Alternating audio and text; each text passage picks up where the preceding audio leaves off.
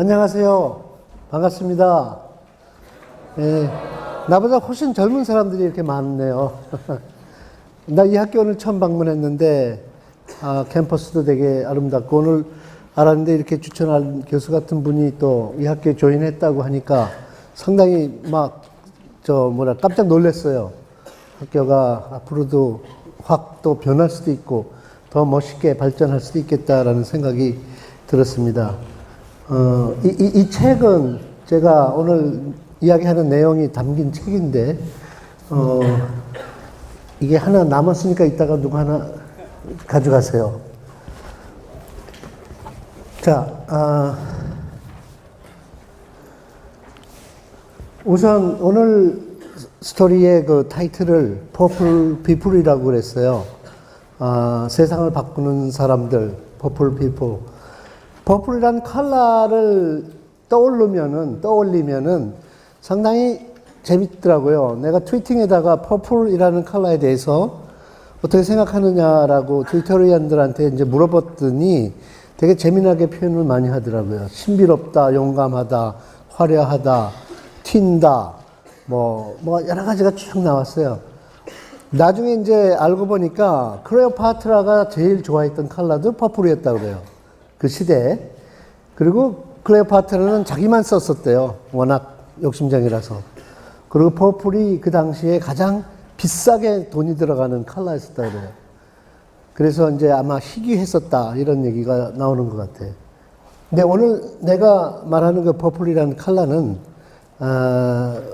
의미하는 바가 뭔지는 아마 오늘 한 1시간 후에는 여러분들이 이제 공감을 해 주리라고 생각을 합니다. 그리고 그러기를 기대하고 있고요. 여러분들도 퍼플 피플이 되시는 날이 됐으면 좋겠습니다. 오늘이 2014년도 9월 18일 제가 한국에 방문해서 또 이 학교에 캠퍼스에 초대받고 와서 이렇게 같이 학생들과 쉐어할 수 있는 기회가 왔으니까 나는 거기에 대한 목표, 꿈이 있다면 여러분들이 오늘은 딴 거보다도 Purple People이라는 단어를 각자 자기 거로 만들어 갈 수만 있다면 나의 1시간의 투자는 얼마나 훌륭한 결과인 것인가를 생각하게 됩니다. 이제 트렌드가 막 바뀌고 있습니다. 세상이 바뀌고 있죠. 근데 바뀌는 정도가 요즘 말로 장난이 아니거든요. 지난 100년 동안에 바뀌었던 속도에 비하면 하여튼 10배 이상 빠르게 바뀌고 있는 것 같습니다. 여러분들이 태어났을 때쯤 해서 나는 미국의 실리콘밸리에 이노디자인이라는 회사를 창업했습니다. 그리고 실리콘밸리에서 지금까지 일을 하면서 이렇게 쭉 느껴오는 변화의 그 크기와 속도는 너무나 대단하기 때문에 제가 한국에 있는 여러분들을 위해서 오늘 강연을 하고 아까 말씀드렸던 Purple People이라는 책을 출간을 하게 됐고요. 왜냐하면은 그 20년간의 변화라는 것은 정말 엄청납니다. 여러분들한테는 그게 아마 이해가 잘 안 될 수도 있습니다. 20년 일에 봤자 그때 태어났을 수도 있고, 그죠? 그때 여러분들이 2살일 수도 있고 3살일 수도 있고 그렇죠, 그죠? 근데 그 20년 동안의 엄청난 변화가 실리콘밸리에서 시작이 돼가지고 지금 전 세계를 완전히 뒤집어 놓고 있죠. 그 주인공들을 이제 저는 어떠한 인간들이었는가, 어떠한 인재들이 과연 이러한 커다란 변화를 만들고 있는가에 대해서 오늘 좀 이야기를 하게 되는데요.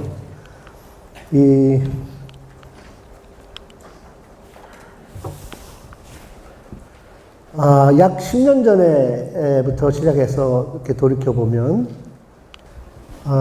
이 디지털이란 단어가 이 세상을 바꾸는 굉장히 중요한 키워드가 됐고요. 지금까지, 산업 시대에서 지금 이제 감성 시대로 완전히 탈바꿈하고 있는 그런, 시대가 지난 20년이었다라고 저는 이제 생각을 합니다.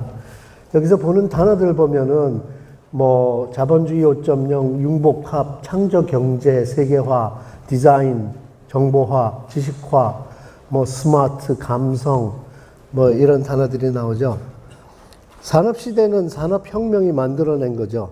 그래서 우리나라를 보면 사실은 6.25 때 완전히 nothing에서 시작해가지고 지금 세계 경제 아마 10위권, 11인가 뭐 이렇게 뭐 예를 들면은 수출하는 그 교역의 양을 볼 때는 처음으로 1조 달러를 달성한 전 세계의 11번째 나라였었다라고 제가 알고 있고요. 엄청난 경제적인 기적을 이루어냈죠. 근데 그 스토리가 이제는 잠깐 잊어버려야 할 성공 스토리입니다. 그거를 만약에 계속한다면 과연 그 속도, 그 성장 이런 것이 이어질 것인가 하면은 아마 거의 다 no라는 대답을 하죠. 왜냐하면은 중국도 있고 베트남도 있고 수많은 나라들이 아직까지 한국서 만들었었던 모든 상품들을 더 싸게, 더 많이 만들어낼 수가 있게 됐죠. 그래서 바로 디자인이라는 단어가 이제 굉장히 중요한 단어로 부상을 하게 됐습니다.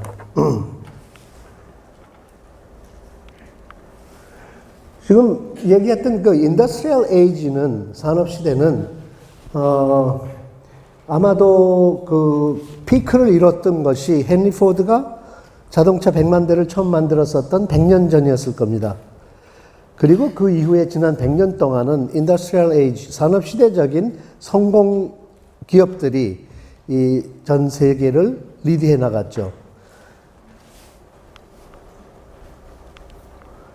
이제는 인포메이션 에이지라는 과정을 지난 한 50년 동안에 거쳐서 정보화라는 대단한 변화가 왔다라는 그 시대가 아마 1968년도에 UCLA에서 월드 와이드 웹, 인터넷을 처음 만들었을 때 아마 정보화 시대는 시작됐다라고 얘기를 하죠.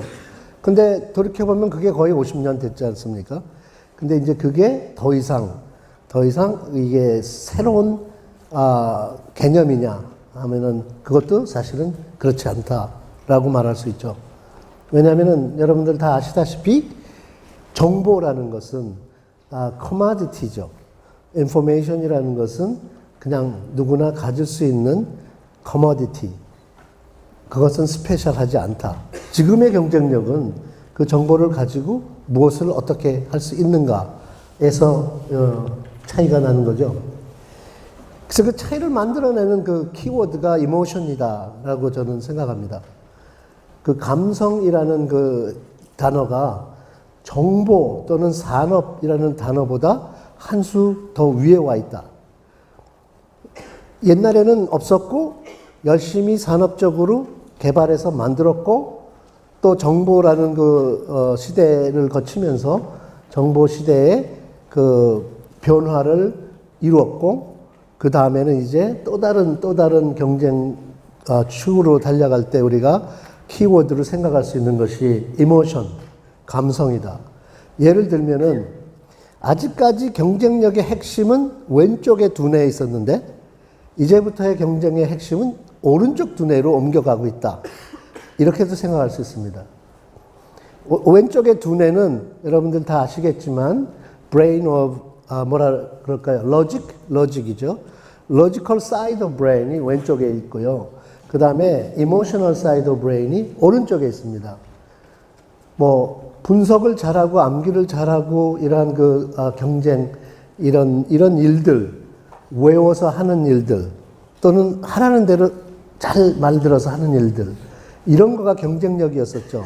근데 그런 경쟁력을 만들어내기 위해서 산업시대의 오너들이 또는 리더들이 했었던 일은 많은 사람들을 일꾼으로 만들었습니다. 많은 사람들을 교육서부터 시작해서 말 잘 듣게 만들었습니다.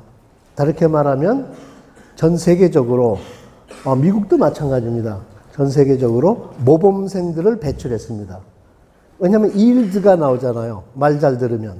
직원들을 뽑았을 때 하라는 대로 하면 회사가 잘 돌아가잖아요. 그런 직원을 뽑기 위해서 교육 시스템을 만들었잖아요. 교육 시스템에서는 왼쪽 두뇌를 개발하는데 90% 이상을 투자했죠. 왜냐하면 그들을 배출해서 데려다가 우리 회사에서 사용을 하면 말 잘 듣는 사람이 회사에서 가장 훌륭한 사람이고, 그런 사람들이 우리 회사의 value, 우리 회사의 가치를 창출한다. 이라는 그 심플한 산업 시대적인 사고 발상이 인더스트리를 만들어 갖고, 그 속에서 교육 시스템에서 인재가 배출이 됐고, 그들이 나와서 활동하는 회사들이 value 창출, 돈을 벌었고, 기업을 부자로 만들었고, 자본주의를 만들었고, 그 과정의 끝단에 가면 이제 마케팅이라는 또 이상한 단어가 튀어나와가지고 크게 보이게 만들고 대단하게 만드는 이런 수법으로 소비자들이 원하는 것보다는 다른 걸 팔고, 소비자들이 가져가는 가치보다는 이렇게 덩어리를 크게 해서 팔고, 이렇게 한 거죠. 그러니까 말 잘 듣는 사람 키워서 구라 잘 치는 사람이 떠벌려서 그거를 만들어서 팔아서 돈 벌어서 챙기는, 이러한 것이 지난 100년간의 세계적인 경제적인 경쟁이었었다라고 보면 그것은 사실 되게 한심한 노릇입니다. 그래서 thank God 이게 세상이 바뀌고 있습니다. 아직까지는 페어하지 않은 세상이었습니다. 아직까지는. 예를 들어서 이런 말 들어보셨나요? incentive라는 말 들어보셨나요? 미국의 MBA들 가르칠 때 가장 대단한 단어처럼 쓰는 말이 incentive죠. incentive라는 말을 하버드 대학에서 MBA 스쿨에서 많이 이렇게 크게 띄웠죠. 한 30년 전에. 그러면서 뭘 띄웠냐 하면은 채찍과 당근, 그죠? 캐럿과 스틱을 가지고 인센티브를 만든다. 그러니까는 돈을 더 많이 주면 사람들이 더 열심히 일할 것이다. 그런 사람들을 자꾸만 배출하면서 기업이 돈 벌 수 있다. 이런 게 마케팅적인, MBA적인 생각이었었다고 보는데, 제가 그 단어 들으면서 조금 기분 나빴어요. 왜냐하면은 이 캐럿과 채찍은, 당근과 채찍은 말을 뛰게 하는 거였어요. 그죠? 달리는 말을 더 빨리 뛰게 채찍질 또는 당근을 주고, 사람을 말처럼 다룬 거예요. 사람을 더 열심히 일하게, 더 땀 흘리게, 더 노동하게 만드는 거죠. 그래서 이제 세상이 바뀝니다. 아직까지는 그런 식으로 오너 그룹과 일꾼들이 굉장히 unfair한 relationship 속에서 일을 하게 되고 회사라는 게 만들어지고 돈을 벌게 되고 이런 시스템이었는데, 이게 좀 이상한 거라서, 예를 들면 간디가 얘기했듯이 70년 전에 간디가 예상했었던 미래에 이런 일은 절대 있어서는 안 된다라는 7가지 조항 중에 하나가 있잖아요. 땀 없는 부는 있어서는 안 된다. 땀 안 흘리고 돈 버는 거. 실제로 능력 없는 사람이 돈 버는 거. 이런 거 있었으면 안 된다라는 말을 했듯이, 금융위기가 이제 세상을 또 흔들었고, 이제는 진검승부하고 창의적이고 새로운 걸 만들어내지 않는 기업은 더 이상 경쟁력이 없다. 이런 식으로 세상이 바뀌어가고 있습니다. 그 바뀌어가는 과정에서 내가 발견한 것은, 그렇다면 이제는 미래형 인재의 스펙이 달라질 것이다. 모범생이 아니다. 잘 외우고 잘 분석하는 사람들만 잔뜩 뽑아놓으면 우리 회사 이너 디자인 먹고 살기 힘들겠다. 우리 회사의 경쟁력은 앞으로 어떻게 만들 것인가. 이너 디자인을 창업하고 실리콘밸리에서 경쟁하면서 굉장히 몰두하고 생각을 하는 게 많이 도움이 됐고, 그 생각 속에서 내가 발견한 것이, 이제는 우리 회사를 위한 사람들 또는 나와 같은 기업을 운영하는 경영인들을 위한 사람들의 그 능력이, 스펙이라는 단어가 적절한지 몰라도 그 능력이, 재주가, 재능이 과거형에 있어서는 안 되겠다. 옛날 같으면은 좋은 학교에 모범생 학점 좋고 이렇고 하면은 어느 정도는 기대해가지고 일꾼으로 모시고 싶었으나, 이제는 그런 친구들 데려다가 과연 우리 회사가 먹고 살 수나 있을까? 이런 위기의식 이런 게 생기는 겁니다. 실리콘밸리에 태어나는 그 천재적인 사람들의 행동이나 그 일하는 스타일이나 뭐 이런 걸 볼 때, 아, 얘네들은 전혀 그런 스타일이 아니네. 라는 것을 알게 됐고요. 그렇기 때문에 이제는 사람, 미래, 이런 것을 연결해 봤을 때 새로운 개념이 도입이 돼야 된다. 과거식으로 근로자들을, 일꾼들을 두 가지로 표현해서 그 중에 하나는 블루칼라 또는 그 중에 하나는 화이트칼라라고 이야기해서는 더 이상 충분치 않다는 거죠. 산업시대에 나온 말입니다. 그 말이. 산업시대에 블루칼라라 그러면은 공장에서 일하는 생산직 일꾼들을 블루칼라라고 불렀고, 사무실에서 일하는 사람들을 다 한 덩어리로 보면서 화이트칼라라고 이렇게 이름을 붙여줬어요. 그래서 한국서는 그 말을 잘 안 쓰는 걸로 알고 있긴 하지만 또 그 말을 모르는 사람도 없죠. 누구나 다 전 세계적으로 블루 칼라 워커스는 이런 사람들이고 화이트 칼라 워커스는 이런 사람들이다. 그렇게 하면 딱 두 종류밖에 안 나오잖아요. 근데 실제로 세상을 바꾸는 사람들은 둘 다 아닙니다. 제가 알기에는. 그래서 그 사람들 과연 무슨 색깔을 줄까? 그러다 내가 그야말로 아무 이유도 없이 번뜩 떠올랐던 컬러가 내가 오늘 입고 있는 퍼플입니다. 그냥 이유는 없어요. 미국서 인터뷰할 때 나보고 Why purple? 그래서 내가 뭐라는지 아세요? Why not? 그냥 그랬죠. 이유가 없어요. 그냥 떠올랐어요. 이것은 그냥 떠오른 단어지만 그 비하인드에 뭐가 있냐 하면은 something different. 다르다. 다른 사람들이 우리 회사에서 필요하다. 그 우리 회사라는 표현은 우리 회사뿐이 아니다. 애플 마찬가지, 삼성 마찬가지고 앞으로 뭐 어떠한 그 큰 기업들도 그렇게 바뀔 것입니다. 바뀔 것이라고 얘기하면서 내가 그 표현을 한번 바꿔야 되겠다라고 생각하는 게 떠오릅니다.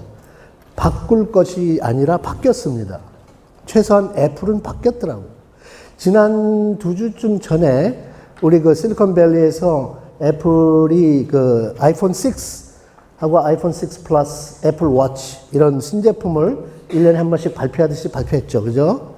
혹시 그거 보신 분들 있어요? 흔들어 보세요. 많이 봤네요. 나도 직접 거기 가서 보지 않고 한국에 있었기 때문에 새벽에 그 실황을 영상을 통해서 봤어요. 엄청나게 바뀌었죠. 프레젠테이션 자체가. 우선 거기 팀 쿡이 이렇게 입고 나왔죠. 팀 쿡이 요즘 내 흉내를 내고 다닙니다. 나도 그거 보면서 어떻게 퍼플 입었지? 지인에다가. 옛날에 스티브 잡스가 내 흉내 내고 다니는데 지인에다가 까만 티 입고 다니다 보니까 그 사람 계속 그렇게 하고 다니는데, 그래서 저는 억울하게도 이런 강연에 그렇게 입고 언제 서울대학인가 갔더니 어떤 학생이 나중에 질문하려니까 왜 선생님은 스티브 잡스처럼 청바지하고 까만 옷을 입고 나왔냐고 질문을 하더라고요. 그래서 야, 그건 내가 먼저 한 거야. 그리고 스티브 잡스는 싸구려 청바지야. 나는 이거 브랜드야. 그렇게 얘기한 적이 있었죠. 근데 요번에 그 프레젠테이션에서 팀 쿡은 이제 퍼플 셔츠를 입고 나왔는데, 뭐, 그 사람을 크리틱한 사람이 아직도 많지만, 제가 본 결론은 뭐냐면, 이 사람 괜찮다. 뭐냐면은, 이 사람은 스티브 잡스하고 스타일이 전혀 달라요.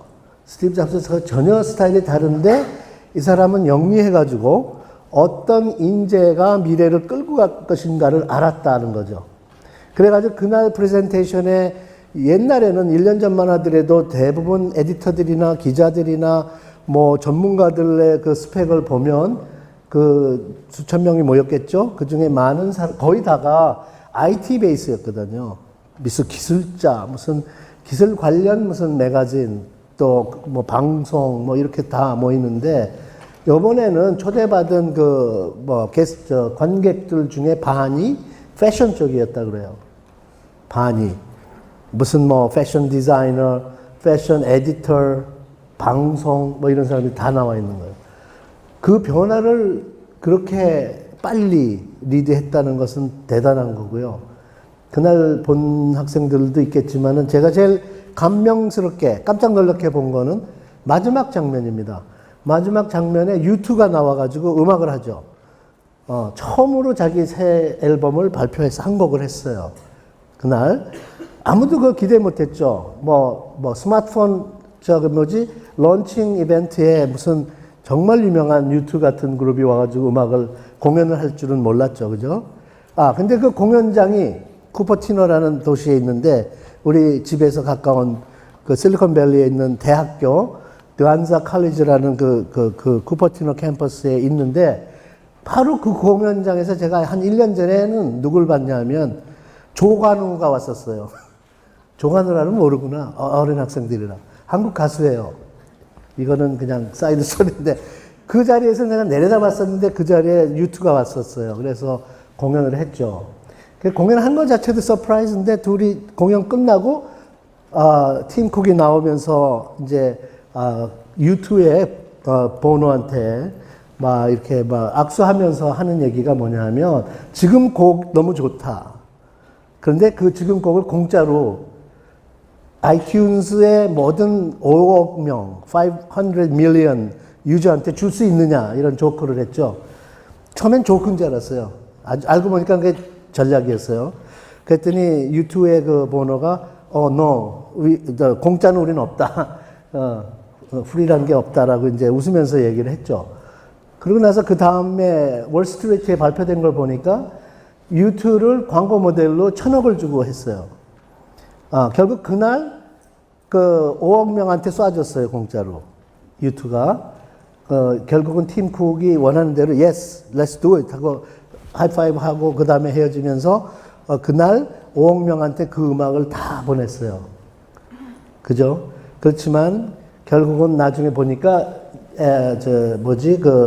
애플의 넥스트 커머셜 그 중에 U2가 모델로 나옵니다. 그리고 거기 모델료가 1,000억이다. 100 million dollars라고 나오죠. 그래서 얘기가 좀 길어졌습니다만은 그러한 행동, 그러한 일들을 세계에서 제일 큰 회사가 하고 있어요. 애플 스토리가 되게 중요한 것은 그 회사가 두 가지 이유가 있습니다. 나한테는 애플 스토리가 굉장히 중요한 것은 두 가지가 있는데 그 중에 하나가 그 회사가 literally number one in the world. 시가총액으로 제일 큰 회사예요. 안 커 보이죠? 스마트폰 조그만 거 만드니까. 배 만들고 비행기 만들고 많지만 자동차 만들고 많지만 애플이 여러분들이 물론 다 아시는 사실이겠지만 world biggest company by market cap. 시가총액으로 1등입니다. 그게 이유고요. 또 하나는 애플이 그 자리에 간 길에 가장 큰 무기. 애플이 바닥서부터 30년 동안 쿠퍼티노에서 실리콘밸리에서 세계 1위까지 간 30년 내가 쭉 봐왔거든요. 같은 나와바리 동네에 살았기 때문에. 그러면서 내가 뭘 알았냐면 애플은 그 자리에 간 것이 디자인으로 가져갔다. 한마디로 꼽으라 그러면은 애플이 세계 1위가 된 vehicle, 그 도구, 무기, 툴이 무엇이었느냐를 물어보면 디자인이라고요. 디자인으로 갔다. 그러면은 그 대목에서 우리가 캐치해야 될 부분이 만약에 여러분들이 스타트업 비즈니스를 해서 창업을 하고 싶은 꿈을 가졌다라든가 만약에 여러분 중에 누구는 어떤 대기업, 훌륭한 기업에 가서 인재가 돼서 그 회사를 위해서 상당히 큰 변화를 드라이브하고 싶다던가 그런 꿈을 가졌다던가 또는 이 중에 어떤 분들은 우리 나라를 위해서 그 국가적인 경제 정책을 드라이브하고 싶은 이런 꿈을 가진 학생들이 있다던가 이런 분들이 만약에 있으면 그분들한테 내가 드리는 힌트는 디자인을 사용하라라는 거죠. 디자인을 사용하라. 그래서 그게 어떤 디자인인지를 오늘 좀 이제 설명을 할게요. 옛날에는 디자인 그러면은 아마도 데코레이션이라고 생각했을 거예요. 대부분. 디자인 그러면 making look good, making things look good. 바르는 거, 그리는 거, 그런데 디자인 그러면 이제는 스케일로 세계에서 제일 큰 회사가 하는 디자인은 뭐냐면 비즈니스 모델을 만드는 거예요. 그러니까 뭐 하나를 이렇게 끝내기 그림을 그리는 게 아니라 전략, 블루프린트, 마스터 플랜 이거를 만드는 거예요. 기업은 기업대로, 국가는 국가대로, 개인 사업자는 개인 사업자대로 자기의 비즈니스 플랜을 만드는 그 프로세스를 아주 쉬운 짧은 말로 하면 디자인이라는 거죠. 그래서 그 디자인을 단어를 그렇게 광범위한 그 의미를 캐치를 할 수 있는 사람은 앞으로 엄청난 성공을 할 수 있을 것입니다. 이제는 창의성에서 답이 있겠다. 이제는 어떠한 분석력과 암기력과 이러한 그거보다는 없는 거에서 만들어내는 일에서 그게 음악일지 제품일지 어떠한 서비스일지 미디어일지 방송일지 뭐 뭐든지 간에 마찬가지로 창조에서부터 시작해야 된다. 그래서 어떻게 보면은 이 복잡한 디지털이라는 이 세상을 뒤집어 놓은 기술이 사실은 정반대로 이 세상을 back to basic으로 만들어 놓은 거죠. back to basic. 다시 원점으로 간 거죠. 그동안에 이 남을 누르고 이기고 경쟁하고 했었던 그 경쟁의 노하우보다는 이제는 다시 초심으로 원점으로 돌아가서 백지를 놓고 그림을 그려야 된다. 그게 창조입니다. 그래서 지금 창조의 시대라는 표현을 하고 있는 거죠. 우리가 그래서 이 시대에 원하는 것 무엇일까요? 하여튼 우리가 원하는 것은 사람입니다. 인재상도 변화하고 있고요. 이제는 사람도 변하고 있습니다. 우연의 일치인지 몰라도 나는 디자이너인데 책을 많이 썼습니다. 최근에 이제 친구들을 만나면, 고등학교 때 친구나 이런 친구들을 만나면 나보고, 너는 옛날에 책 읽기도 싫어했었던 친구였었던 걸로 기억나는데, 어쩌자고 어떻게 이렇게 책을 쓸 수 있었느냐 이런 얘기를 할 정도로 저랑은 거리가 먼 일이었습니다. 책이라는 게. 그런데 그동안에 한 3년 전부터 내가 관심 가졌던 것은 디자인이라는 관심은 사실은 사람이다. 그래서 사람에 대해서 관심을 갖기 시작하면서 그 사람들을 표현하는 책들을 이렇게 썼죠. 처음에 나온 책은 12억짜리 냅킨 한 장, 그 다음에 나온 책은 이노베이터, 그 다음에 이매지너, 그 다음에 2012년도 말 1년 반 전에 내가 냈었던 게 지금 오늘 이야기하는 퍼플 피플입니다. 내용들이 전부 다 사람 집중이라는 것이 특이하죠. 디자이너 책치고는. 디자이너의 책인데 내용으로 들어가면 그 당시에 그 당대의 사람들에 대한 이야기를 썼었더라고요. 돌이켜보니까. 요즘 옛날 책 뒤져보면 되게 재밌어요. 내 책을 보면. 그리고 우연인지 아닌지 몰라도 딱 4년에 한 권씩 썼어요. 그래서 뭐 올림픽처럼 이렇게 4년에 한 권씩 쓰고 있구나. 그래서 2016년 되면은 내가 사람을 어떤 표현을 하고 싶을까라는 것도 궁금해졌습니다. 첫 책에서는 이런 내용이 있죠. 디자인의 눈으로 새롭게 창조하라. 스스로 정체성 만드는 일도 자기 디자인이다. 그러므로 사상 사람 모두는 자신을 디자인하는 디자이너들이다. 소극적인 자기 규정에서 벗어나 좀 더 적극적으로 생각해라. 우리 모두는 스스로의 경쟁력을 갖추기 위해 자신의 정체성을 멋지게 디자인하는 유능한 디자이너가 되어야 된다. 이게 첫 번째 만든 책입니다. 그 다음에 이제 이노베이터라는 책에서는 Why not이라는 단어는 상상력의 출발이며 새로운 발상의 기초다. 이게 바로 미래 사회를 향한 경쟁력의 첫걸음이다. 일상생활의 불편함을 느껴 왜 이런 물건이 없을까? 왜 아무도 안 만들었을까 하는 생각이 들었다면 불편함을 참지 말고 해결 방법을 찾자. Why not에서 출발해야 한다. 그래서 불편함을 참지 않는 사람들이 훌륭한 디자이너가 되더라. 라는 것을 이제 책의 내용 중에 썼었고요. 그 다음에 이매지너라는 책에서는 상상자가라는 책에서는 감성적 능력이 발달된 운해형 인간으로서 강력한 상상의 힘으로 미래 가치를 현실의 성공으로 이끌어내는 창조적인 능력을 가진 사람들이다. 여기서 말이 있죠. 싸움꾼으로 살 것인가, 창조자로 살 것인가. 근데 이 말을 사실 문화방송, MBC에서 제가 했었는데요. 우리 주철한 교수님은 기억을 못 하실지 모르는데, 무한도전이라고 있죠. 무한도전. 저 책 쓸 때쯤에서 무한도전에 제가 2번 디자인 이슈로 출연했었는데, 그때 촬영할 때 우리 이노코리아 사무실에 유재석, 노홍철, 6명 이 친구들이 다 왔어요. 촬영을 하는. 그래서 우리 회의실에서 이 친구들이 나한테 디자인에 대한 공부를 하는 거예요. 디자인의 공부. 그 자리에서 내가 했었던 말이 재미나게 표현됐어. 나도 이렇게 미리 쓴 말도 아니고 그런데 툭 튀어나온 말이, 크리에이터가 파이터보다 이기는 세상이다, 이놈들아. 라고 얘기를 했었어요. 이놈들이란 말은 안 썼구나. 근데 그 말이 내 깐에 너무 좋아요. 내 깐에. 그 친구들도 되게 좋아했을 거야, 아마. 그 말이 한 방에 이해가 됐을 거야. 싸움꾼보다는 창조자가 이긴다. 그러니까 경쟁 우위라는 단어가 이제는 그렇게 대단하지 않다.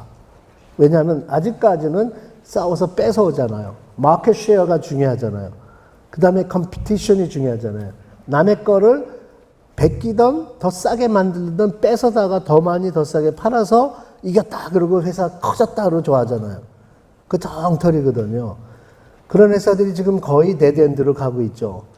그들한테 필요한 것은 그게 아니라 창조하는 것이다. 그래서 파이터보다는 크리에이터가 이 세상을 리드한다. 이런 말을 당시에 나온 책이라서 내가 이 이매지너라는 책에서 썼습니다. 도전과 모험 없이 자신이 진정으로 원하는 인생 살기는 어려운 일이다. 그렇죠. 당연히. 그 다음에 이제 오늘 그 핵심 워드는 세상을 움직이는 혁신가들은 이노베이트에서 이매지너로 진화했고, 그 다음에 나는 다시 퍼플 피플로 새로운 변화를 맞이한다. 그리고 생산자, 노동자, 사무직 노동자도 아닌 나만의 일을 찾아 잠재된 능력을 발휘하는 퍼플 칼라 워커가 미래형 창조 시대에 원하는 새로운 인재상이다. 이게 퍼플 피플이라는 책의 230페이지에 나오는 말입니다. 괴짜, 이단화, 아웃사이드에서 미래의 창조자로 세상을 움직이는 사람들, 실리콘밸리에서 그야말로 껄렁껄렁하게 보이는 그 청바지 입고 그냥 슬리퍼 신고 머리도 안 감은 것 같은 이런 친구들이 두세 명이 지나가는데 걔들이 억만장자죠. 그런 애들이. 걔들이 물어보면 대학 중퇴해줘. 그렇다고 여기 오는 공부하는 여학생들 학교 때려치는 얘기는 아니지만은, 근데 내 문제는 난 대학을 너무 오래 다닌 것 같아요. 근데 요즘에 젊은 친구들 보면은 아이디어가 생기면 그냥 학교 굿바이, 빠이빠이. 그 다음에 자기들이 그냥 저지르는 거죠. 물론 그 중에 아마 100분의 1 정도가 성공하겠죠. 99%는 실패하겠죠. 그러나 그 실패가 나쁘지 않은 것은 그 실패를 가지고 또 도전하죠. 그리고 그 실패를 가지고 다른 길로 한번 가보죠. 근데 실패가 없었으면은 다른 길로 갈 수 있는 모멘트도 없고, 뭐가 잘못됐는지도 알 수가 없고, 이 세상에 살면서 성공한 사람이 누군가 인터뷰를 하는데, 나는 실패한 적 한 번도 없습니다. 그래서 그거는 굴하다 이거죠. 실패를 안 했다는 것은 노력을 안 했다는 거죠. 뛰어넘을 때 이게 넘기 어려운 거를 넘으려면 처음에는 할 수 없이 못 넘고 실패할 거예요. 근데 잣대가 되게 낮으면 그냥 이렇게 넘으면 되죠. 근데 도전을 한다는 것은 일반 사람들이 또는 내가 늘 하던 걸 하는 게 아니라 색다른 걸 하는 거기 때문에 당연히 실패할 수밖에 없죠. 그래서 그런 친구들이 실패를 무릅쓰고 도전하고 그 중에서 또 성공한 사람들은 엄청난 부가가치를 만들어내고, 실패한 사람들한테도 벤처 캐피탈들이 오히려 점수를 더 주고 더 투자하고 이러는 실리콘밸리의 문화가 상당히 부럽기만 한 거죠. 우리나라에서 볼 때는. 그래서 이런 퍼플 피플들을 오늘 좀 더 자세하게 얘기를 하겠습니다. 왜 퍼플 피플인가? 누군가 이들이? 그러면 이들은 과연 뭐 하는 사람들인가? 어떻게 자기의 꿈을 이루는가? 첫 번째로 즐기는 사람들이더라고요. 그러니까 이제 enjoy what you work. 그러니까 자기가 하는 일을 즐기는 사람들. 뜨겁게 즐겨야 뜨겁게 어필한다. 당연한 이야기죠. 인생에 대해서 목표만 뚜렷하다면 갈 G자로 걸어도 괜찮다. 다양한 체험을 커다란 목표로 향해 가는 지름길이다. 이거 어디서 본 이야기 같지 않습니까? 누가 쓴 말인지 혹시 아십니까? 내가 트위팅했었던 말입니다. 혼자서 막 이 생각 저 생각 하다가 이런 생각이 툭 튀어나와요. 그래서 야 이거는 되게 내가 혼자만 메모하고 가지고 있기는 아깝다. 트윗. 그렇게 하면은 이제 딴 우리 트위팅 팔로워들이 또 전달 이렇게 하더라고요. 너무 좋아요. 트위팅이라는 게. 여기 나오는 이런 그 짧은 글들은 전부 내가 그동안 트윗했던 것 중에서 몇 개만 고른 거예요. 내 트위팅한 그 레코드 보니까 지금까지 10,000몇 개를 했더라고요. 그냥 미쳤죠. 나처럼 바쁜 사람이. 근데 자다 말고도 떠오르고 또는 뭐 차 타고 가다가 비행기 타고 가다가 이렇게 생각하는 말들을 옛날에는 그냥 생각 혼자 하고 끝내버렸는데 트위팅이라는 게 너무 좋아진 건 뭐냐면 공유할 수 있다는 거. 내 생각을 이름도 모르고 얼굴도 모르고 만날 수도 없는 여러분 같은 학생들 또는 어디에 있는 누군지 모르지만 공유할 수 있다. 그래서 저 떠올랐을 때 했었던 말 중에 갈지자 한자를 요즘은 잘 안 배우지만 갈지자 한자가 그림 자체가 이렇게 막 이렇게 직색 이렇게 돼 있죠. 그래서 갈지자로 걸어도 괜찮다는 겁니다. 만약 어떤 일에서 재미와 즐거움을 더 이상 찾을 수 없다면 어떻게 되죠? 다른 일을 찾아라. 행복하지 않게 시간을 보내기에는 인생이 너무 짧다. 이건 내가 한 말이 아닙니다. 이건 버진 그룹 회장 리처드 브랜슨이 한 말입니다. 물론 영어로 한 말이지만 내가 번역을 했죠. 리처드 브랜슨이라고 들어봤나요? 내가 알기에는 뭐 스티브 잡스 다음으로는 가장 유명한 사람이죠. 비즈니스에서 크리에이터 중에 엄청나게 재미난 사람입니다. 그 사람 인터뷰도 기회 있으면 한번 인터넷에 들어와서 보세요. 엄청나게 재미난 사람입니다. 영국의 그 버진 그룹 회장인데 이 회사에서 가지고 있는 회사가 5,000개가 넘어요. 계열사가. 근데 그 사람이 한 얘기 중에 행복하지 않게 시간 보내기에는 인생이 너무 짧다. 재미와 즐거움을 더 이상 찾을 수 없다면 그들은 다른 일을 찾을 때다. 이런 얘기죠. 자신이 정말 좋아하는 일을 만날 수만 있다면 인생의 절반은 성공한 것이다. 이건 내가 한 말이네요. 왜냐하면 그 밑에 말 보니까 내 스타일이야. 엄마가 놀지 못하게 해도 친구랑 열심히 뛰어놀았던 기억이 나는가. 그게 바로 나를 움직이는 일이다. 하지 말라는 거 열심히 했잖아요. 뭐 이런 얘기 여기서 해도 될지 모르지만 대학교 때 나이트클럽 가고 이러는 거 절대로 못하게 했잖아요. 그럴수록 우리 가죠. 엄청나게 열정 뿜고 엄청나게 재미있게 지내죠. 그런데 그런 스타일이 남들한테 도움만 되면 되는 거더라고요. 남들한테 도움이 안 되는 거 열심히 노는 거는 노노인데 내가 너무 좋아서 하는 일이 노는 일이 남들한테 하나의 도움이 된다 하면 이거는 쿨한 거다. 그게 내가 하고 있는 일이더라고요. 내가 하고 있는 디자인이라는 나의 직업이 난 너무 좋아서 하는 거예요. 근데 그게 남에게 도움이 돼요. 그 자체를 경험을 하면서 누구나 할 수 있지 않을까. 누구나 자기가 좋아하는 일을 찾을 수 있을 것이고 자기가 좋아하는 일을 가지고 남에게 도움이 되게 만들 수가 있을 것이다. 비즈니스 랭귀지로 하면은 value creation 할 수 있을 것이다. value 창출을 할 수 있을 것이다. 그런 일에 한번 미쳐보지 않겠니? 하는 게 내가 여기서 드리는 말이고요. 그래서 먹고 살려면 job이면 돼요. job.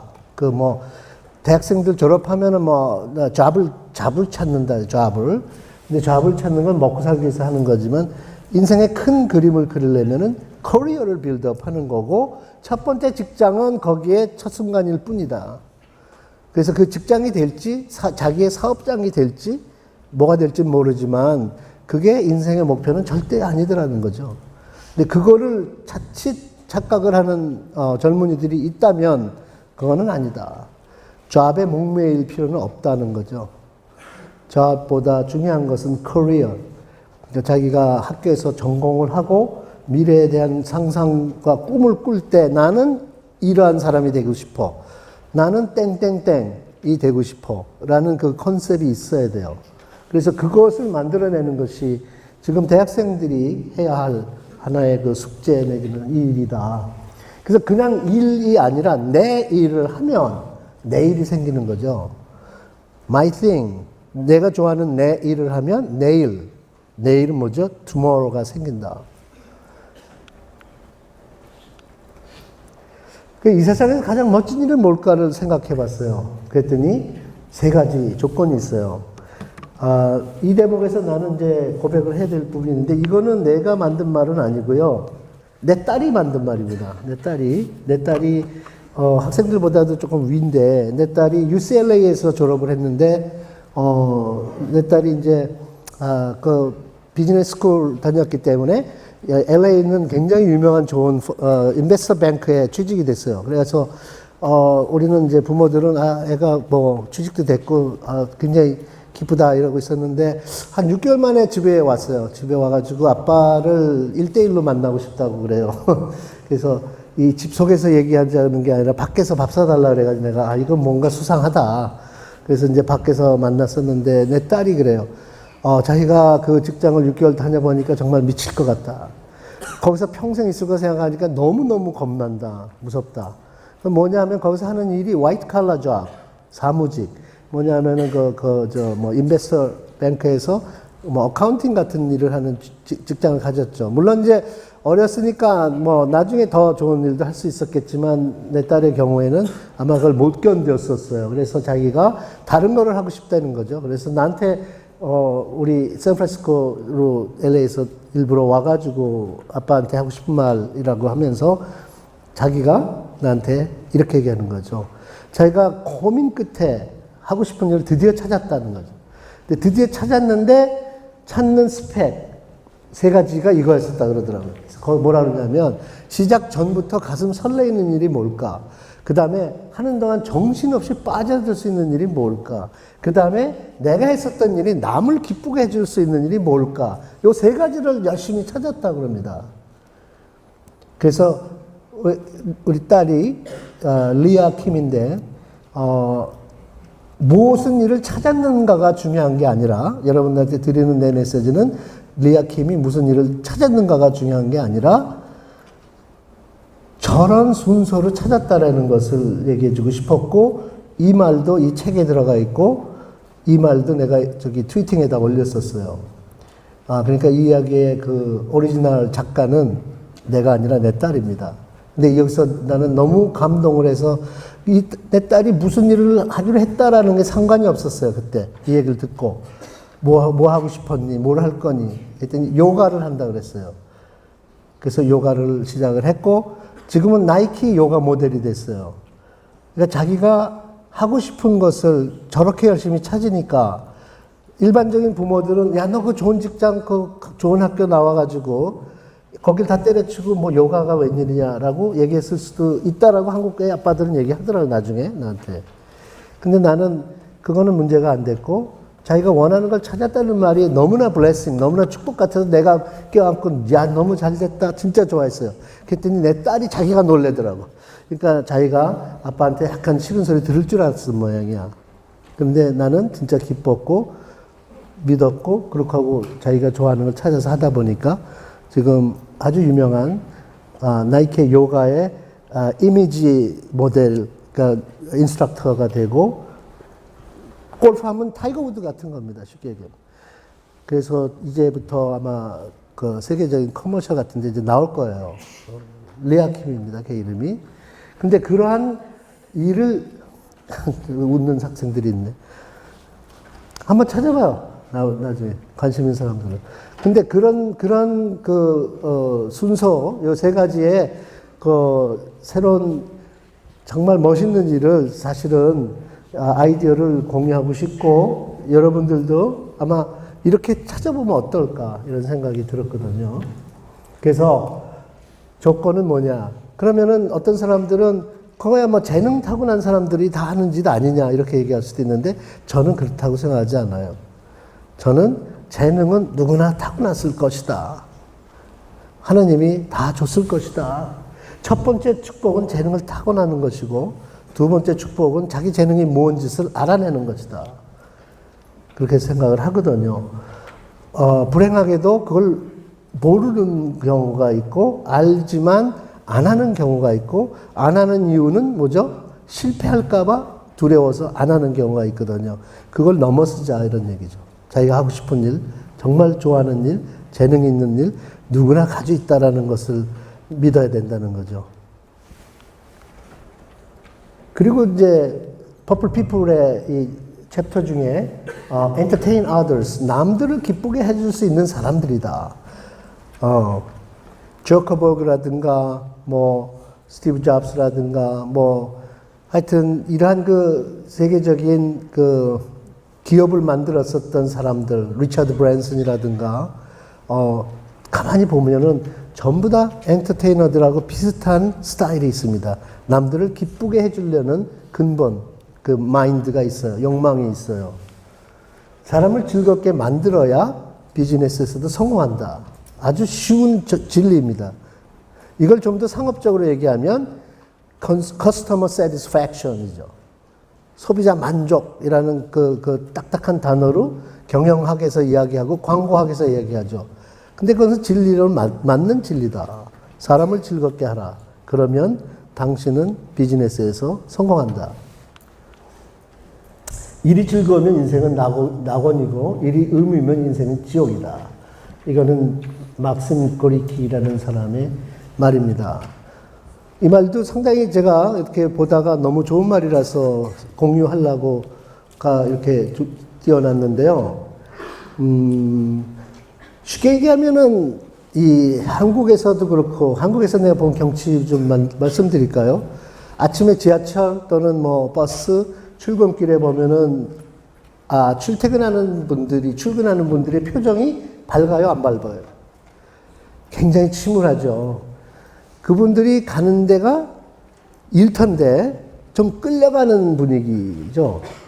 여러분들 아직 직장 생활 안 해서 모르겠지만은 내가 이제 여러 회사 클라이언트들을 두고 컨설팅을 하다 보니까 회사에 가서 방문도 하고 만나보고 하면 월요일 오전에 미팅은 좀 하기 싫어요. 사람들이 전부 다 껌껌합니다. 왜냐하면은 일요일까지 놀다가 회사 가니까 가기 싫고 끌려간 것 같고 그래요.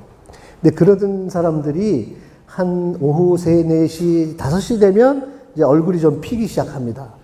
왜냐하면 친구들이 전화도 하고 저녁 약속도 잡히고 뭐 이렇게 되죠. 그러면 이제 얼굴이 좀 피고 그 다음에 시계만 보다가 6시 땡치면 튀죠. 그래가지고 만나. 그래가지고서 밥 먹고 한 9시 반쯤 되면은 굉장히 창의적으로 변해요, 사람들이. 굉장히 적극적이고 말도 잘하고 뭐 아이디어도 막 나와요. 그걸 내가 보고 참 우리 같은 기업을 운영하는 사람들은 되게 억울하다. 우리들은 바로 그 사람이 회사에서 그 짓을 했으면 좋겠는데 회사에서는 거의 반 졸다가 밖에 나가면 신바람이 나는 거예요. 왜 9시 반이냐면 폭탄주가 한 5잔 돌잖아요. 그러면 그때 가서 이제 막 누가 어떻고 막 나와요. 아이디어 막 툭툭 튀어나와요. 그럼 옆에 있는 우리 그 경쟁사 사람은 다 들어요. 다 세요. 뭐 이런 식으로 과연 what a waste, 이런 낭비를 왜 하고 있는가? 그것은 누구의 손해인가? 라고 생각했을 때 첫째로 기업의 손해 같아. 기업에서 뭐 매니지먼트 다 경영인들이 보면 화날 것 같아. 그런데 조금 더 길게 생각해 보니까 그건 기업의 손해가 아니라 직원의 손해다. 직원의 손해다. 왜냐하면 that's their life. 거기 직원들이 일주일에 40시간, 50시간 동안이 자기의 커리어 빌드업 할 수 있는 아주 무지하게 좋은 찬스예요. 근데 능력 있는, 재능 있는 사람이 그 찬스를 안 써먹고 남겼다가 개인적으로 그냥 쓰고 말면 그게 어떻게 되나요? 그게 굳어지죠. 퇴화되죠. 능력이 슬슬 빠지는 거죠. 그럼 결과적으로는 무슨 일이 일어나냐? 회사에서 쫓겨나거나 회사에서 재미없어서 튀어나가죠. 그러면 나중에 어디 가느냐? 갈 데가 별로 없거나 또 비슷한 데 가죠. 그리고 몇 년 또 그렇게 지내죠. 그러다가 한 10년 지나면 야, 나는 아무 능력이 없는 바보야. 이렇게 되고 그렇게 해서 한 30년 살다가 은퇴하게 되면 내가 이 지난 30년 내 인생은 왜 그 일을 했는지 난 도저히 이해가 안 돼. 라고 하는 말이 여러분들 믿거나 말거나 은퇴하는 분들, 수준되는 사람들의 이야기를 들어보면 반이 넘습니다. 평생 열심히 일했었던 자기의 일이 자기가 지나고 보니 내가 그걸 왜 했지라는 사람들이 반이 넘는다는 거죠. 그래서 어린 학생들한테는 미리 얘기하는데 일이 즐거우면 낙원이고 일이 지겨우면 지옥이다. 창조하려면 사람들에 대한 배려를 키워라. 그리고 아까도 잠깐 얘기했지만 창조하려면 참지 말아라. 불편한 것을 참지 말아라. 그래서 사람들이 불편한 모습을 내가 봤을 때 나는 그 사람들을 위한 배려로 아이디어가 나오는 겁니다.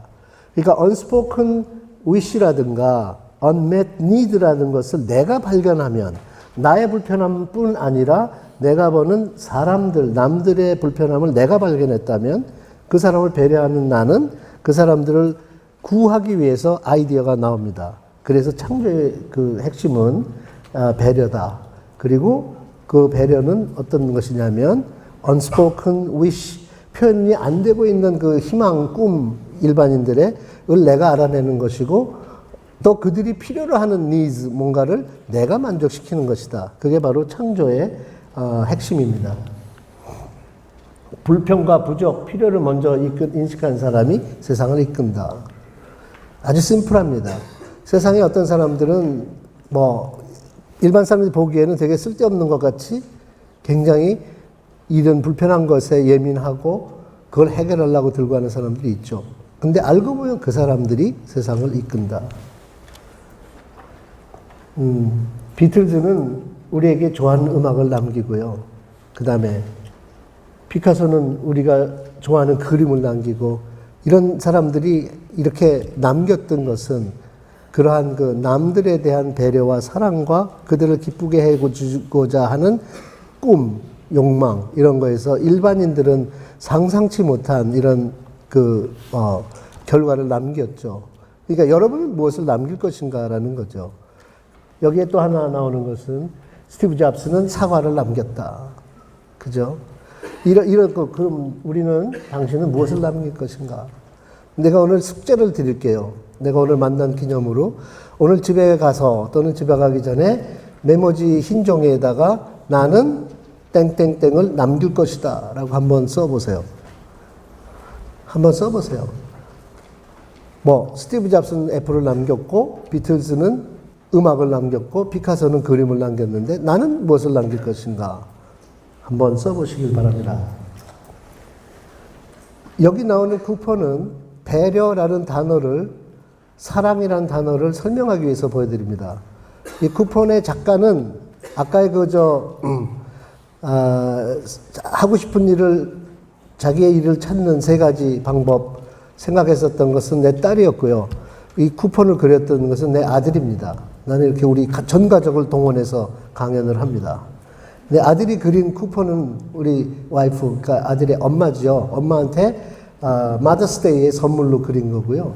겉장은 이렇게 생겼어요. 마더스데이 쿠폰북. 열어보면은 거기에 이제 첫 장에 이게 나옵니다. 카 워싱, 자동차 닦아주기라고 돼 있죠. 근데 자세히 보면은 한 차만 닦아주는데요. 여기 보면은 good for one car. 그리고 밑에 보시면 유효기간이 있죠. 그죠? expire. 이게 2002년도의 그림이니까 12년 전에 우리 애가 아주 어렸을 때 얘기죠. 그런데 이 그림을 보면서 와이프가 이제 되게 귀엽고 재밌고 이런 분위기였거든요. 그 뒷장 보면은 설거지도 해준다고 돼 있고. 설거지도 이제 expiration이 있고. 그 다음에 또 보니까 laundry, 빨래해주기. 그것도 유효기간이 언제입니까? 라고 돼 있고. 마사지. 15분간 등 마사지도 해준다 그랬고. 근데 언제까지 쓰세요? 라는 게 돼 있고. 그 다음에 거라지 청소도 제공을 했죠. 쿠폰이. 그리고 윈도우 워싱까지도 했고. 이렇게 재미난 그 쿠폰을 제공하면서 마이클이, 내 아들 이름이 마이클인데, 마이클이 진짜 대박. 쿠폰 한 장은 요 다음 장입니다. 여기까지는 와이프가 너무너무 재미나서 막 웃다가 다음 장에서 울어버렸는데요. 그 다음 장에는 무슨 말이 나왔냐면 엄마를 사랑하기 그랬는데 만기 없음이에요. 그러니까 유효기간 expiration never. Good for your son Mike Kim's love for the rest of your life. 이걸 보면서 와이프가 눈물을 흘리는 걸 내가 봤어요. 그리고 내가 이 대목에서 깨달은 바가 있어요. 이게 바로 디자인에서는 최고의 디자인이다. 그래서 나도 이 당시에 깊은 반성을 하고 깨달음을 갖게 됐고 그날 생각했었던 이 이노 디자인의 슬로건이 Design is loving others라는 말입니다. 디자인은 사랑이다 이런 말을 하게 됐었던 거죠. 그리고 우리 디자이너들한테 이거를 다 보여주면서 회의를 하면서 내가 우리는 사랑하는 사람에게 선물하듯이 디자인하자라고 얘기했었던 기억이 납니다. 미국서 이야기니까 물론 영어로 했죠. 사랑하는 사람에게 선물하듯이 디자인하자. 아들의 그 쿠폰을 우리 회사의 디자이너들한테 보여주면서 내가 간곡히 호소를 했죠. 그 이후에 나온 히트 상품들이 이러한 그 뭐라 그럴까요? 마인드, 이러한 그 애티튜드에서부터 나왔다고 저는 생각합니다. 디자인을 할 때 우리는 딱 한 사람만을 생각합니다. 무슨 모니터링 그룹이나 이런 거 평가 이런 거 하나도 없습니다. 한 사람을 위해서 디자인을 했는데 알고 보니까 수백만 명이 똑같이 좋아했었다. 이런 히트 상품들이 나옵니다. 시작할 때는 나의 모든 것을 투자해서 나의 마음을 모든 것을 올인 해가지고 마치 사랑하는 사람에게 선물하듯이 디자인하는 이러한 기업 문화가 만들어졌었던 이 히스토리가 있는 이 쿠폰이라서 여러분들한테 소개했습니다. 이 사랑이라는 말, 창조는 사랑이 한다는 말, 저가 깨달았었던지 알았는데 알고 보니까 이 옛날에도 1700년대에도 똑같은 이야기를 남긴 사람이 있습니다. 가슴이 없는 천재는 없다. 천재란 타고난 지성이나 상상력 이것으로 되는 것이 아니라 오직 사랑뿐이다. 모차르트가 자기가 천재라는 이야기를 남들이 하니까 했었던 말입니다. 자기는 사람을 사랑했을 뿐이다. 그래서 남들이 상상치 못하는 이러한 훌륭한 작품을 남겼던 거죠. 거의 디자인에 대한 그 프로세스나 이러한 그 음악이나 예술이나 이러한 것들이 거의 같다라고 생각합니다. 모든 창조의 모멘텀은 사랑에서 출발하는 것이다. 그리고 이제 Design is loving others라는 말을 우리끼리 많이 쓰다가 최근에는 Business is loving others라는 말을 내가 컨설팅에서 강연에서 많이 전달을 합니다. 이 디자이너의 그 경험이 사실은 확대되면 기업의 경험이 됩니다. 그래서 기업도 비즈니스도 loving others다. Business is loving others. 사랑하는 사람에게 선물하듯이 비즈니스를 만들어내는 회사가 이긴다. 무슨 얘기냐면 그게 조금 상업적으로 얘기하면 브랜딩입니다. 브랜딩. 당신의 브랜드를 브랜딩 하려면 어떻게 해야 되는가? 삐까뻔쩍한 화면으로 되는가? 엄청 예쁜 얼굴로 되는가? 아니거든요. 진짜 진실한 메시지는 소비자 사랑하는 것이고 그 사랑을 가지고 애플 같은 작품이 나타나는 것이고 그런 것은 팬이 생기죠. 팬 베이스가 생겨서 그들이 하는 일은 출시가 되면은 살까 말까 하는 게 아니라 소문만 나도 사람들이 매일매일 마음에 담고 있죠. 마치 사랑하는 사람 만나고 데이트하고 이런 약속이 잡힌 것처럼 생각을 하고 있죠. 저기서 내년 6월 달에 애플워치가 실제로 나온다는데 굉장히 마음속이 두근두근하고 남아있죠. 그게 마케팅이죠. 그게 브랜드죠. 그렇게 만들 수 있는가? 디자인으로 또는 비즈니스로. 그런 것이 경쟁력이다라는 거고, 그렇기 때문에 이러한 경쟁력의 원천이랄까? 핵심은 right side brain에 있다는 거죠. left side brain이 아니라 분석과 논리적인 두뇌에서 나오는 것이 아니라 감성의 두뇌에서 나오는 것이다. 감성의 두뇌는 뭐냐면 사람을 느끼는 겁니다. 사람을 느끼는 거죠. 아주 심플합니다. 이쪽의 두뇌는 읽고 배우고 암기해서 그것을 이용하는 거죠. 그러면은 그 두 가지가 우리가 태어날 때 얻은 두뇌인데, 지금 돌이켜보건대 특히나 우리 학생들보다 윗제너레이션을 돌이켜보면 거의 많은 사람들이 이쪽 브레인만 열심히 트레이닝을 해왔던 거 아닌가. 학교 시스템이 그렇고 기업의 경쟁력이 그렇고 서로 뺏어먹고 이기고 싸우고 하기 위해서는 분석하고 외우고 흉내내고 이것밖에 안 했지. 오른쪽에 작가들 같은 이런 사람들이 비즈니스에 있었는가? 모차르트 같은 사람들이 비즈니스에 있었는가? 비틀즈 같은 사람들이 비즈니스에 있었는가? 피카소 같은 사람이 비즈니스에 있었던가? 이런 얘기죠. 근데 놀랍게도 애플 같은 경우는 지금 패션 디자이너들을 영입하고 있고, 이런 아티스트들을 세계 방방곡곡에서 찾아서 끌어모으고 있습니다. 엔지니어들을 끌어모으는 일은 이제 더 이상 큰 차별화 포인트가 아니다라는 얘기죠. 우리 그 퍼플 피플에서 또 하나 핵심적인 역량이랄까, 캐릭터라고 할 수가 있겠죠. 역량이라기보다는. 그 중에 하나는 think like children. 애들 같은 생각을 할 수가 있다면, 어린아이의 상상력을 유지할 수만 있다면, 얼마나 좋겠습니까?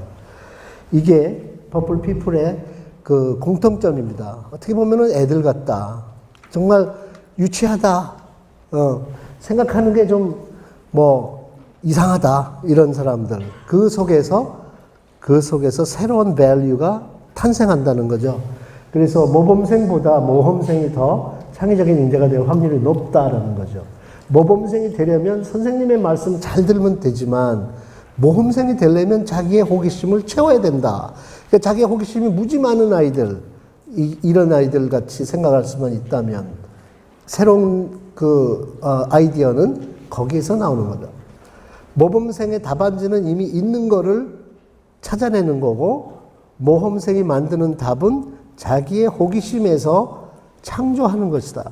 그렇기 때문에 이 모범생 이론, 이걸 내 책에 냈고요. 이렇게 내가 이야기하는 그 비하인드에는 사실 나의 그냥 개인적인 경험과 감성적인 이론만 담겨 있는 게 아니라 실질적으로 미국의 현장을 들여다보면 미국에서 포레스트 리서치라는 연구기관에서 발표한 바에 의하면은 앞으로 10년 내에 화이트 칼라 직장이 330만 개가 날아간다라는 보고서가 나왔습니다. 그러면은 미국의 트렌드 한국에 틀림없이 밀려 들어옵니다. 옛날처럼 공장이 없어졌다 이게 아니라 화이트 칼라 사무직 직종이 330만 개가 없어진다. 이 중에 사무직 직종 중에 unfortunately 아직도 열심히 공부하고 있는 과들이 있습니다. 이 중에 어카운팅도 있고 이 중에 로우스쿨도 있어요. 그 직장들이 팍팍 줄어가는 추세입니다. 왜냐하면은 지금 그 기술과 오토메이팅, 컴퓨팅, 로보틱스 이런 것들이 사람이 안 해도 되게끔 막 세상을 바꿔가고 있죠. 그러면 우리가 이러한 시대를 눈앞에 놓고 나의 직장은 과연 10년 후에도 존재할 것인가? 이걸 고민하기 시작했죠. 그래서 내가 생각하기에 미래를 준비하는 여러분들이 가져야 할 직장의 방향 뭐냐면 냉정하게 따져가지고 기술이나 컴퓨팅이나 로보틱스나 오토메이션이나 이런 것들이 뺏어가지 않을 만한 일을 해라. 근데 불행하게도 웬만한 거는 다 뺏기게 돼 있습니다. 다만 상상은 안 뺏깁니다. 아무리 기술이 발달해도 상상할 수 있는 로봇은 나오지 않을 거고 그런 컴퓨터는 안 나올 겁니다. 상상을 이용해서 무엇을 할 수 있을 것인가, 창의를 가지고 무엇을 할 수 있을 것인가, 이런 쪽으로 관심과 목표가 바뀌어야 되지 않을까. 이 세상에 있어서 안 되는 6가지, 아까 잠깐 얘기했죠. 7, 80년 전에 나왔던 얘기지만 너무 좋은 얘기라서 다시 얘기하면 원칙 없는 정치, 희생 없는 종교, 양심 없는 상술, 인성 없는 과학, 도덕 없는 쾌락, 땀 없는 부, 이런 거는 이 세상을 망칠 것이다 라고 간디가 이미 7, 80년 전에 예언을 했습니다. 이 말을 제가 알게 된 거는 2008년도에 금융위기 때 미국에서 내가 가는 성당에서 신부가 미사에서 이 얘기를 해주더라고요. 바로 이분의 말을 안 들어가지고 그런 대형 금융사고가 튀어났다. 그러면서 땀 없는 부를 설명을 하더라고요. 처음 들은 얘기예요, 그날. 그래서 듣자마자 외워버렸죠. 너무 좋은 말이었던 것 같아요. 여기 나오는 그 몇 가지 정말 대단히 중요한 핵심을 찔렀고, 인성 없는 과학이라든가, 양심 없는 상술 이런 것들 점점 지금 없어지고 있고, 미래를 경쟁하려면은 그런 거 없이 힘을 만들어야 된다 하는 그 back to basic, 창조해야 된다라는 이론으로 다시 돌아갈 수밖에 없죠. 그래서 산업시대에는 머릿수가 경쟁력이었다고 하면 이제는 머릿속이다. 그러니까 옛날에 우리나라는 뭐 우리 회사의 직원이 몇만 명이고 생산의 뭐 캐파가 어느 정도고 뭐 이런 거 가지고 국가 경쟁력을 만들어 나갔었는데 이 순간 그게 바뀌어야 되는 거죠. 간단한 예를 들어볼까요? 애플의 디자이너가 몇 명이나 있을 것 같아요? 애플의 디자이너가 17명이래요. 경쟁사 그 다음 큰 세계적으로 큰 회사 1000명입니다. 그러면 1000대 17이면은 대박 깨져야 될 거 아니에요. 근데 게임 안 되게 지고 있잖아요. 그게 굉장히 아주 정말 골치 아픈 그 오해입니다. 머릿수가 많을수록 더 창조적이다. 아닙니다. 이제는 개인이 중요한 시대가 됐어요. 그죠? 그래서 사람의 머릿수보다 중요한 것은 머릿속이다. 리마커블함을 좋아하는 사람들은 리마커블함을 알아보고 감탄하고 더 리마커블한 것을 만들려는 충동을 느낀다. 이게 창의의 습관이라는 거죠.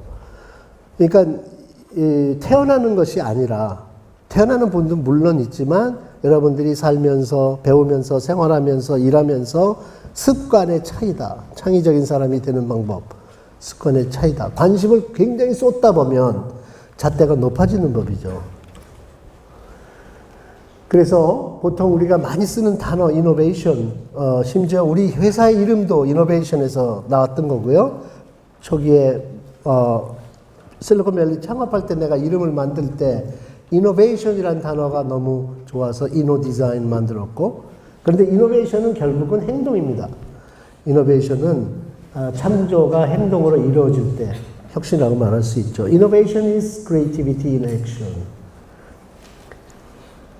또 버블 피플의 그 캐릭터 중에 중요한 것은 connect with people. 남들과 연관하라. 남들과 통해야 된다. 세상과 통하려면 먼저 사람과 통해야 된다. 어떤 기업이 다른 경쟁 기업보다 창의력이 앞선다는 것은 그 기업이 창조력의 인재를 소중히 여긴다는 생각의 차이에서 나오는 것이고요. 그리고 남들과 커넥션에서 중요한 건 협업의 개념인데, 협업에 성공하려면 우선 자신의 능력이 반이 안 된다는 것을 깨달아라. 만약에 2명이 손을 잡으려면 나는 반편이어야 되는 거예요. 그래야 진짜 협업이 되는 거죠. SNS 시대에는 막된 관계 자본을 만들 수 있는 기업이 성공한다는 거죠. 관계 자본, 캐시가 아니라 커넥티브니스입니다. 얼마나 많은 커넥티브니스를 가지고 있는가. 관계 자본이 경쟁력의 기본이 된다. 그래서 우리는 C세대라고 그러죠. X세대, Y세대가 지나고 이제는 C-Generation, Generation of Connectedness라고 말합니다. 그래서 결국은 C-word가 이제 이 세상에 굉장히 많이 떠오르죠. Collaboration, Convergence, Challenge, Change, Creativity, Connectivity. 이게 전부 다 C자로 시작하는 단어들이죠. Live your life. 당신의 인생을 디자인하라. 아까 리처드 브랜슨이 말했죠. 만약에 자기가 하고 있는 일이 자기가 즐기는 일이 아니라면 아마 다른 일을 찾아야 될 것이다. 이거는 뭐 여러분들 아는 말일 겁니다. 청춘이란 인생의 어느 기간을 말하는 것이 아니다. 마음의 상태를 말한다. 그것은 장밋빛 뺨, 앵두 같은 입술, 하늘거리는 자태가 아니라 근데 사실은 저것도 좋은 거예요. 그죠? 그리고 더 중요한 것은 강인한 의지, 풍부한 상상력, 그리고 불타는 열정을 말한다. 내가 한 말이 아니라 사무엘 올만이라는 사람, 유명한 말이죠. 그래서 우리가 자기의 일을 스스로 만들어 나가는 사람들, 실리콘밸리에 있는 이런 사람들을 보고 마이크로 엔트레프로너라고 부릅니다. 새로 나온 단어죠. 최근에 마이크로 기업가, 마이크로 엔트레프레너라고 얘기하죠. 그 마이크로 엔트레프레너들이 대부분 내가 퍼플 피플 중에 성공 사례에 속하는 사람들인데요. 여기서 이렇게 보는 얼굴들이 굉장히 이제 낯익은 사람들이 많이 나오죠. 실리콘밸리에서 성공한 이러한 마이크로 엔트레프레너들이 대부분 내가 생각하는 퍼플 피플 중에서 성공 모델 케이스가 됩니다.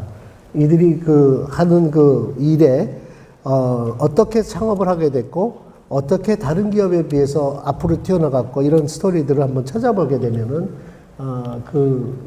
이들이 일반적인 과거의 그 성공 모델하고는 상당히 다른 점이 보입니다.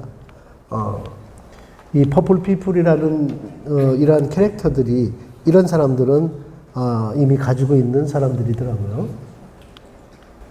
그래서 작은 아이디어라고 할 수 있는 점에서 그 큰 아이디어가 나올 수가 있는데요. 이 혁신의 단초는 점이 아니라 선이다. 무슨 얘기냐면 디자인을 중심에 놓고 세상의 많은 점들을 그 주위에 그려보라. 그리고 그 다음에는 그 점을 디자인 중심으로 줄긋길에서 연결해 보자. 그러면 거기에서 새로운 비즈니스 모델은 얼마든지 나올 수 있다. 디자인 센트릭이라는 지난번 경제 포럼에서 내가 발표했었던 이론이었었는데 디자인을 중심에 두면 협업을 위한 혁신의 기회가 보인다. 디자인을 중심에 놓고 그 다음에 우리가 일반적으로 생각할 수 있는 단어들을 주위에 한번 쭉 깔아보죠. 여기서 지금 디자인이라는 단어를 중심에 놓고 주위에 깔아놓은 일반적으로 생각할 수 있는 점들은 우리 생활 속에 들어와 있는 단어들이죠. 여기에 나오는 것들을 좀 보면은 finance, housing, IT, smartphone, health, beauty, appliance, digital, retail, electronics, entertainment, biotech, medical, wearable, sports, technology, culture, 무지 많죠. architecture, furniture, 등등 많죠. 호텔, 그 다음에 애니메이션, transportation, 많죠. 이 단어들이 불과 내가 개인적으로 그냥 이 차트를 만들기 위해서 한두 시간 동안 이렇게 메모해 놓은 거일 뿐입니다. 사실 누가 여기서 학생들 중에 마음 먹고 작은 점을 그리면 이 벽면을 다 채울 만한 이 단어들이 나올 거예요. 그 이상도 나올 거예요. 여기서 중요한 것은 뭐냐 하면 점에 답이 있는 게 아니라 점과 점을 잇는 선에 답이 있다. 이거는 우리가 비즈니스맨들을 위한 강연이나 컨설팅 자료인데요. 최근에 내가 깨달은 노하우인데 디자이너로서 그동안의 경험을 가지고 생각을 하다 보니 지금 새로운 창업을 한다든가 비즈니스 모델을 만들려고 노력하는 모든 사람들이 응용을 하면 좋겠다. 왜냐하면은 예컨대 나는 호텔을 한번 비즈니스에 시도해 보겠다 이런 생각을 하는 사람이 있다라고 가정했을 때 과거의 스토리는 뭐냐? 건물을 만들고 호텔을 광고를 하고 고객들을 끌어서 돈을 받고 운영을 한다 이런 거죠. 그럼 뭐가 필요하죠? 부동산이 필요하죠. 그래서 성공한 회사가 누구죠? 인터컨티넨탈 호텔 그룹이 세계 1위라고 그럽니다. 그런데 최근에 한국에도 알려진 회사가 있지만은 로드아일랜드 스쿨 오브 디자인에서 디자인 공부한 학생들이 만든 회사가 인터컨티넨탈 호텔 그룹보다 더 커요. 시가총액으로. 5년도 안 됐는데. 그 회사가 에어비앤비라는 회사거든요.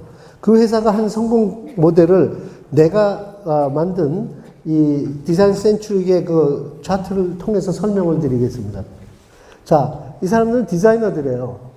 그리고 학교도 디자인 스쿨을 나온 2명인데, 코파운더가 이 사람들이 이 과정을 내가 추측하는 것처럼 이런 그 분석과 이런 그 매핑을 통해서 줄긋기에서 나왔는지 아닌지는 내가 알 수가 없으나, 내가 아는 회사가 아니라서 이 사람들의 생각의 그 뭐죠? 체인 오브 thought라 그러죠. 생각하는 그 방식의 전개는 아마도 비즈니스 스쿨 나온 사람들과는 달랐다. 디자인 스쿨 나왔기 때문에. 비즈니스 스쿨에서 열심히 분석과 공부와 케이스 스터디만 한 사람들이 아니고 디자이너이기 때문에 달랐다. 그렇기 때문에 이 사람들은 아마도 여기서 줄긋기를 했다면은, 하우징을 생각했을 거고, 호텔을 생각했을 거고, 뭐 인테리어를 생각했을 거고, 투어 리조를 생각했을 거고, 디지털, 그 다음에 스마트폰, 그 다음에 뭐 폰 애플리케이션, 그 다음에 뭐 IT 테크놀로지, 뭐 이런 거를 전부 다 머릿속에 담았다면은 아마 그런 아이디어가 나올 수 있었겠다라는 생각을 해봅니다. 왜냐하면은 그 비즈니스 모델 자체가 세상에 없었던 건데 지금 엄청나게 성공하고 있고, 아까 얘기했듯이 호텔 체인 중에 제일 큰 데보다 그 회사의 마켓캡은 더 커졌다는 거죠. 근데 중요한 건 그 사람은 호텔 하나도 안 가지고 있죠. 플랫폼 하나 가지고 있죠.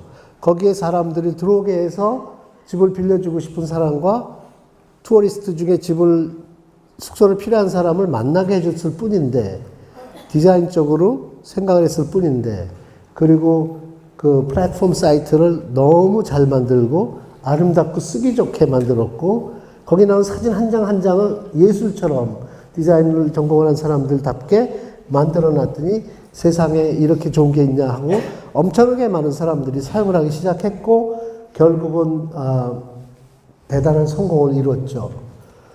여기 있는 분들 중에서 그런 미래에 창업에 욕심이 있거나 이런 사람들은, 그런 사람들이 이미 한 거에 대해서 아깝다, 난 왜 못했지? 라고 생각할 이유는 없습니다.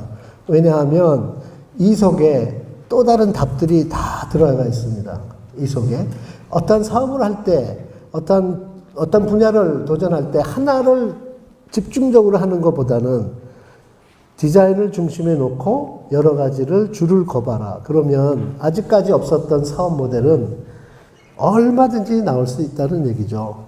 그래서 지금 퍼플 피플 같은 사고방식, 자기가 원하는 걸 찾고 남들이 안 하는 걸 하고 색다른 도전을 하고 이런 애티튜드를 가진 사람들이 있다면 지금 세상은 너무나 좋아진 거예요. 옛날 같으면은 뭐 창업을 한다 그랬을 때 기본적으로 돈이 있어야 되고 땅이 있어야 되고 공장 져야 되고 만들어서 팔아야 되고 뭐 이런 것들이 엄청나게 오래 걸리는 일들이었는데, 이제는 작은 회사들이 엄청나게 빠른 속도로 커질 수 있는 시대가 됐다는 거죠. 이거는 여러분들한테 엄청난 굿 뉴스입니다. 우리 세대나 여러분들보다 윗세대한테는 이런 혜택이 없죠. 그런데 여러분들한테는 이렇게 세상이 바뀌었다는 것 굉장히 중요한 거고요. 그래서 사람이 모든 경제 모델의 중심에 있다는 것을 인식을 하게 되면 이런 가능한 그림들이 나옵니다. 그래서 아까도 잠깐 나왔지만은 사람들이 원하는 것이 뭔지, 사람들이 갖고 싶은데 말로 표현하고 싶은데 표현하고 있지 못한 것이 뭔지를 찾아내는 일. 그래가지고 마켓 쉐어보다는 마인드 쉐어를 키우는 일, 이런 것들이 미래를 위한 준비가 될 수 있다. 마켓 쉐어는 시장 점유율이고요. 마인드 쉐어는 고객 마음 점유율이고요. 아까 얘기했듯이 싸우는 파이터보다는 창조하는 크리에이터가 이긴다, 이런 것은 고객의 마음을 점령하는 마켓 쉐어가, 마인드 쉐어가 시장에서 경쟁하는 마켓 쉐어보다도 더욱 중요하다는 얘기입니다. 감사합니다.